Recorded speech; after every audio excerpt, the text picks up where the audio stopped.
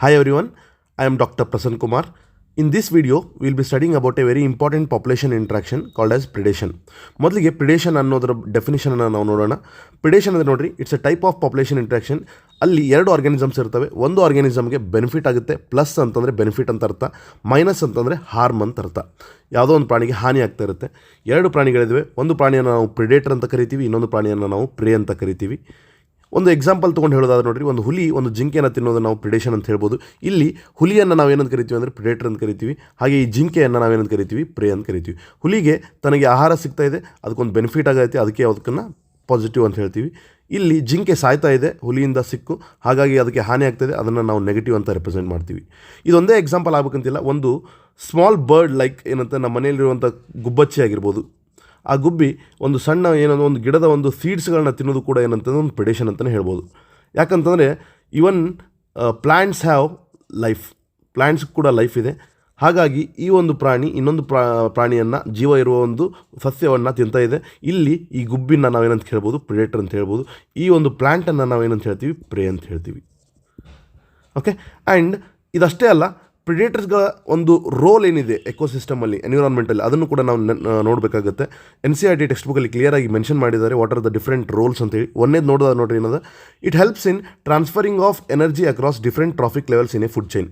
Predation ಅನ್ನೋದು it helps in transfer of the energy ಅಂತ ಹೇಳ್ತಾ ಇದ್ದಾರೆ. ಯಾವ ರೀತಿ ನೋಡ್ರಿ, ಒಂದು ಫುಡ್ ಚೈನ್ ಅಥವಾ ಒಂದು ಆಹಾರ ಸರಪಳಿ ಅಂತ ತಗೊಂಡ್ರೆ, ನಮ್ಮ ಪ್ರಕೃತಿಯಲ್ಲಿ ಒಂದು ಪ್ರಾಣಿ ಇನ್ನೊಂದು ಪ್ರಾಣಿಯನ್ನು ತಿಂದು ಬದುಕುತ್ತೆ.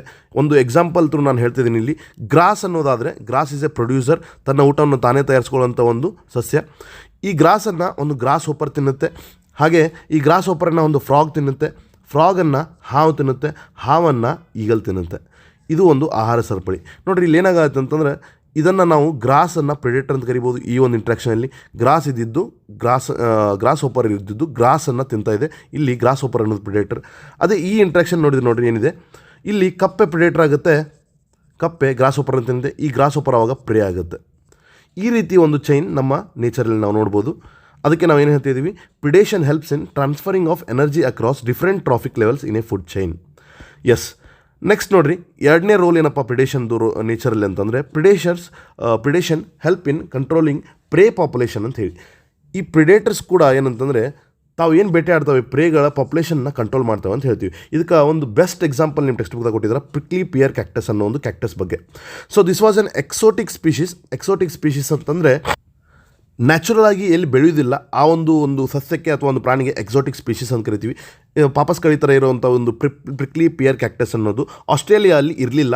ಇದನ್ನು ತಂದು ಇಂಟ್ರೊಡ್ಯೂಸ್ ಮಾಡ್ತಾರೆ ಆಸ್ಟ್ರೇಲಿಯಾ ಅನ್ನೋ ದೇಶದಲ್ಲಿ ಇದನ್ನು ಇಂಟ್ರೊಡ್ಯೂಸ್ ಮಾಡಿದಾಗ, ಯಾವುದೇ ಒಂದು ನೇಚರ್ನಲ್ಲಿ ಇರುವಂಥ ನ್ಯಾಚುರಲ್ ಹ್ಯಾಬಿಟೇಟ್ಸನ್ನು ಕಾಂಪೀಟ್ ಮಾಡಿ ಅದು ಏನು ಮಾಡುತ್ತೆ, ಔಟ್ ನಂಬರ್ ಮಾಡಿ ತಾನೇ ಬೆಳೀತಾ ಹೋಗುತ್ತೆ. ಸಾಕಷ್ಟು ನಂಬರ್ಸ್ಗಳಲ್ಲಿ ಪ್ರಿಕ್ಲಿ ಪಿಯರ್ ಕ್ಯಾಕ್ಟಸ್ ಬೆಳೀತಾ ಹೋಗ್ಬಿಡುತ್ತೆ.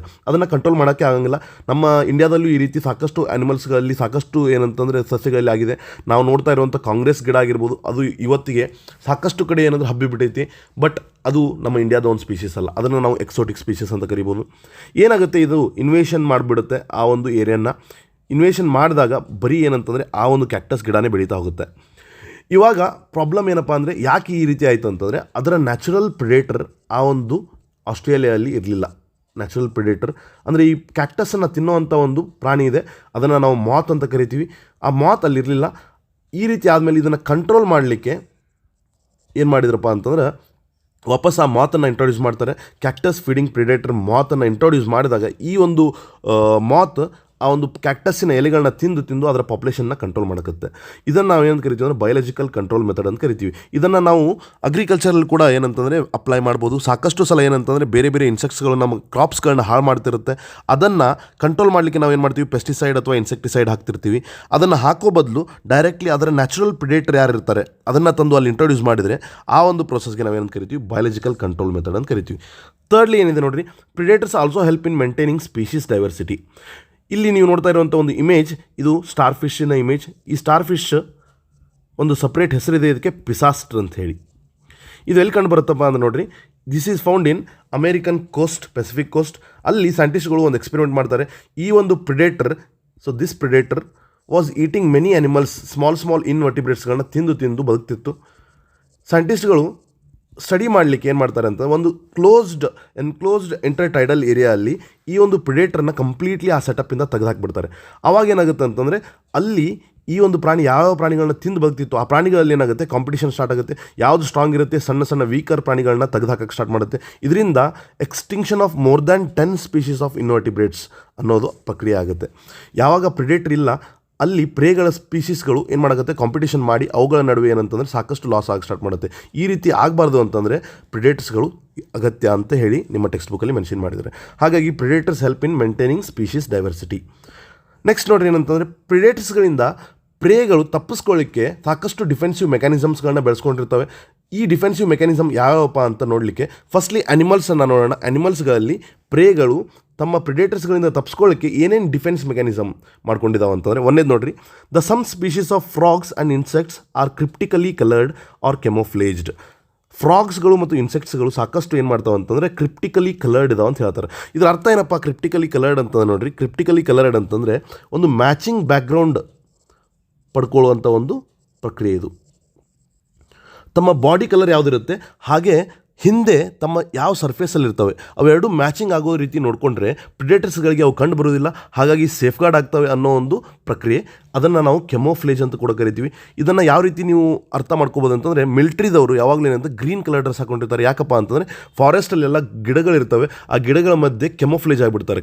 ಸರಿಯಾಗಿ ಏನಂದರೆ ಆ ಒಂದು ಎನಿಮೀಸ್ಗಳಿಗೆ ಅವ್ರು ಕಾಣಂಗಿಲ್ಲ, ಅವಾಗ ಸೇಫ್ಗಾರ್ಡ್ ಆಗ್ತಾರೆ. ಆ ರೀತಿ ಒಂದು ಪ್ರೊಸೆಸ್ ಫ್ರಾಗ್ಸ್ಗಳಲ್ಲಿ ಇನ್ಸೆಕ್ಟ್ಸ್ಗಳಲ್ಲಿ ಕೂಡ ಆಗುತ್ತೆ. ಇದನ್ನು ಕ್ರಿಪ್ಟಿಕಲ್ ಕಲರೇಷನ್ ಅಂತ ನಾವು ಕರಿತೀವಿ. ಎಕ್ಸಾಂಪಲ್ ನೋಡ್ರಿ, ಇಲ್ಲಿ ಈ ಫೋಟೋದಲ್ಲಿ ನೀವು ನೋಡ್ಬೋದು. ಈ ಒಂದು ಫೋಟೋಲ್ಲಿ ನಿಮಗೆ ಒಂದು ಫ್ರಾಗ್ ಇದೆ, ಅದು ಮ್ಯಾಚಿಂಗ್ ಬ್ಯಾಕ್ಗ್ರೌಂಡಲ್ಲಿ ಕೂತ್ಕೊಂಡಿದೆ. ಯಾವುದಾದ್ರು ಪ್ರಿಡೇಟರ್ ಬಂದು ಈ ಕಪ್ಪೆನ ತಿನ್ನಬೇಕಂದ್ರೆ ಹುಡುಕಕ್ಕೆ ಬಹಳ ಕಷ್ಟ ಆಗುತ್ತೆ.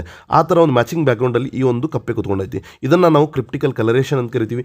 ಇಲ್ಲಿ ಕೂಡ ರೈಟ್ ಸೈಡಲ್ಲಿ ನೀವು ನೋಡ್ಬೋದು, ಈ ಇಮೇಜಲ್ಲಿ ಒಂದು ಗಿಡದ ಮೇಲೆ ಒಂದು ಇನ್ಸೆಕ್ಟ್ ಇದೆ. So this insect is called as stick insect ಅಂತ ಕರಿತೀವಿ. ಇದನ್ನು ನಾವು ಐಡೆಂಟಿಫೈ ಮಾಡೋಕ್ಕಾಗಲೇ ನಾವೇ ನೋಡಿದರೆ ಡೈರೆಕ್ಟಾಗಿ. ಹಾಗಾಗಿ ಪ್ರಿಡೇಟರ್ಸ್ಗಳಿಂದ ಆರಾಮ್ಸೆ ಏನು ಮಾಡ್ತಾವೆ ತಪ್ಪಿಸ್ಕೊಳ್ಳೋಕೆ ಸ್ಟಾರ್ಟ್ ಮಾಡ್ತಾವೆ.